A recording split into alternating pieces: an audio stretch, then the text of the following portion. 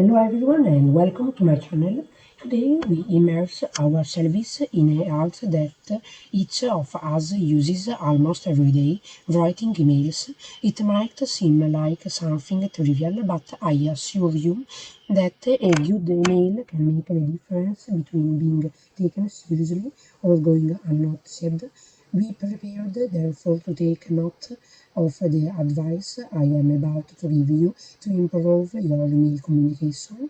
First of all, let's look at the draft of the email. I, for example, use iCloud for my emails, but there are also other services like Gmail, Hotmail, etc. Now I'll show you how to create a new message on iCloud.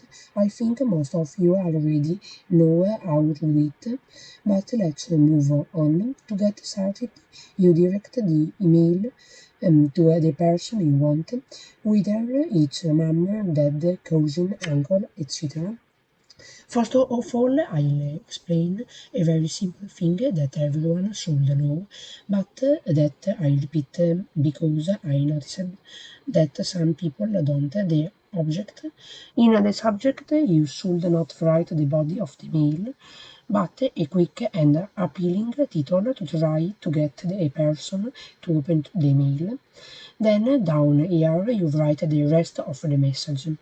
The subject line must be a clear anticipation of the content of the message, with a few seconds to attract the recipient's attention and convince them that email their service to be opened.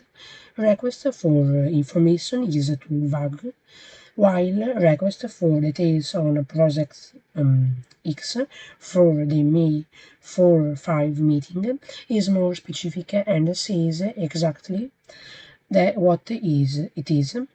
You decide which approach you prefer. An initial greeting is essential. It's the first step to establishing a respectful tone. You can start with dear or dear, depending on the context. Other formal approaches are equally valid depending on the situation and the relationship you have with the recipient, followed by the name, of course, if you know it. It's always have a good choice. Then the body of the mail. This must be concise but complete. No one has time to read a novel, so get straight to the point and try to write only the essentials, providing a summary of what you want to communicate. Most of the time, people don't read everything you send, but it's crucial to include all the relevant information. For example, if you are writing to make an appointment, start with the context and then directly propose one or two dates and times in reference to our recent conversation. I would like to set up a meeting to discuss the details of the project. Are you available on May 5 or 6 at 3 p.m.? This is just an example that you can then adapt.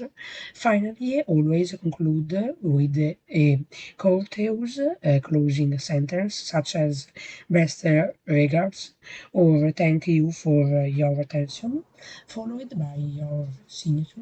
Include your full name, title, and other relevant contacts.